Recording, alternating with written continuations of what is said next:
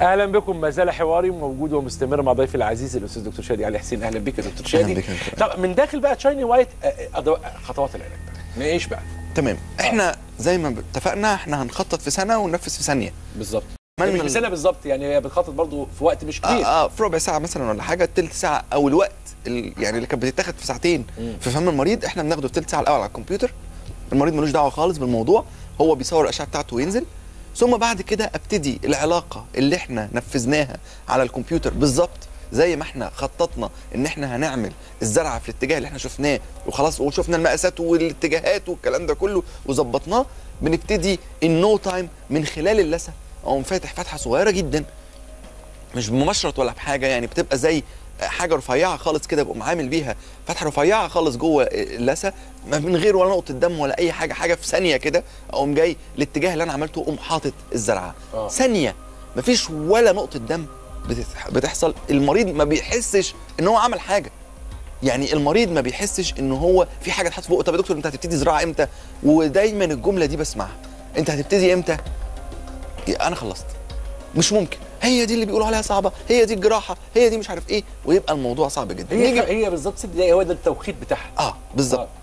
6 دقايق ده بالبنج يعني البنج الواحد بياخد 5 دقايق. 6 دقايق ده بالبنج.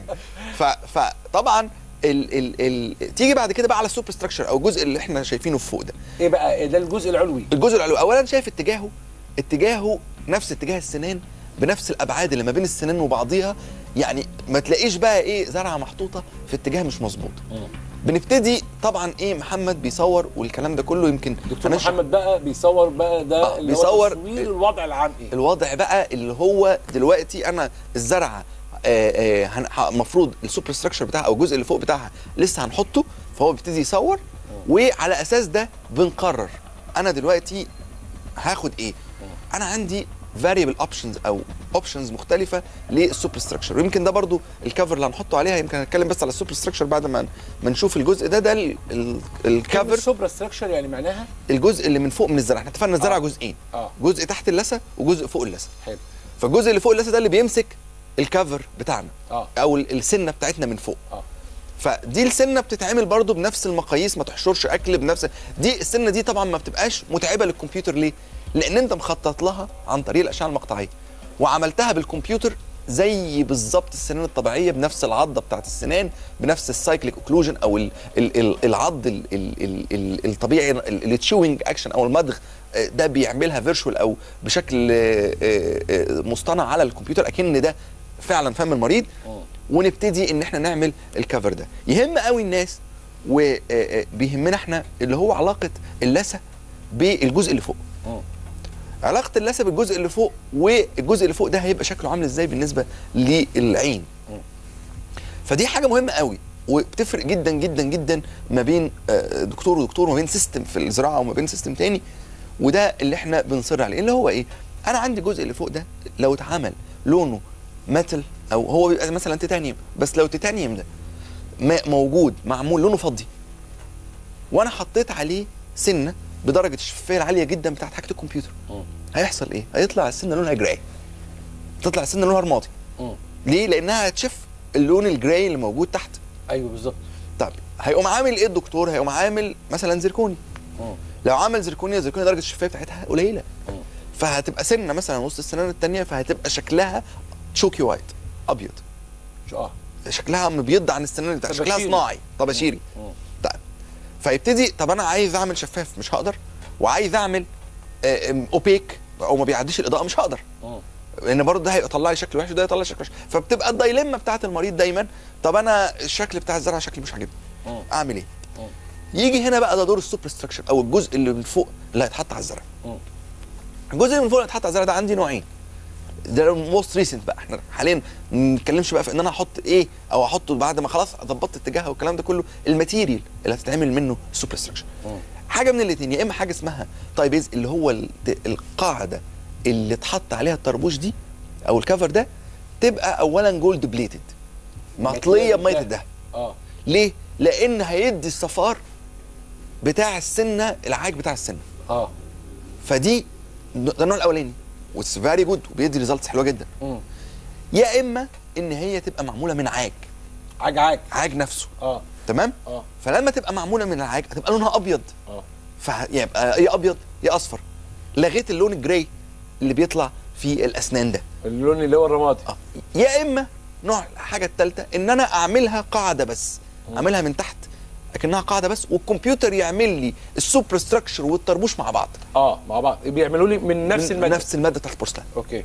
فبالتالي اصبح حليت مشكله الشفافان او درجه اللون. انا اقدر اعمل اللون الشفاف اللي انا عايزه، يا اما اعمله على الجولد بليتد تاي بيز، يا اما اعمله على القاعده بس واعمل عليها انا سوبر ستراكشر بالكمبيوتر، يا اما اعمله بالعاج الثالث. فبالتالي ما عنديش مشكله ان انا اعمل زرعه تبقى بالظبط زي السنه الطبيعيه، ما اقدرش افرقها. والكلام ده كله المريض ما بيعرفوش. هو المريض ليه ان هو ياخد، احنا بنسلكت طبقا للحاله. انا محتاج اعمل كذا اعمل كذا اعمل كذا، ودي هي بقى المهاره او الخبره في الشغل بتاع الزراعات. وده احنا بنلخصه في كلمتين: انا بديك جارانتيه على الزرعه مدى الحياه. فيبقى انت ريحت دماغك ان انا الزرعه بتاعتي دي والبي جارانتيد فور لايف، وانا عارف انا بعمل ايه. ثم بعد كده نبتدي بقى نعمل الطربوش ونعمل الكفر ونعمل طبقا للمقاييس الجماليه، المقاييس الجماليه بقى الجمال بقى. هنا بقى نبدا بقى التجميل، نرجع تاني بقى لعالم التجميل ونبدا نكون بالظبط كده زي ما اتعودنا معاه في الكمبيوتر. بالظبط كده. طب نشوف بقى هدير انطباعها ايه، لان كانت خايفه هدير وانا طبعا قلبي رخيف، بزعل جدا من خوف اي حد على اي حاجه. تعالوا نشوف مع بعض. كان عندي مشكله ان انا ما بعرفش اضحك، فدايما كانوا بيقولوا لي روحي وازرعي الضرس يعني عشان يبقى تضحكي براحتك وما عندكيش اي مشكله. بس انا جبانه جدا، فسالت عن الموضوع زرع الضرس ده، قالوا لي ان في مشكله وفي فتح وفي جراحه، وانا بخاف جدا من الحاجات دي. بس جيت هنا عند دكتور شادي اقنعني ان لا، ما فيش ولا جراحه ولا اي حاجه من دي ممكن تحصل. رحت عملت اشعه وشفت بنفسي يعني ان فعلا الضرس متدمر وما فيهوش اي حاجه، ولازم ان انا ازرعه. جيت هنا لدكتور شادي وفعلا قعدت تحت ايده 10 دقايق بالظبط. انا لدرجه ان انا ما حسيتش، انا عماله اقول له يلا يا دكتور يعني خلص، عشان انا خايفه جدا بس انا مش حاسه بحاجه خالص. بس فالمهم قال لي، انا فوجئت ان هو قال لي لا انا خلصت فعلا. فدي كانت حاجه بالنسبه لي يعني انجاز، ان انا اول مره بجد يعني اقعد تحت ايد دكتور ما احسش باي حاجه، حتى حقنه البنج انا ما حسيتش بيها اصلا.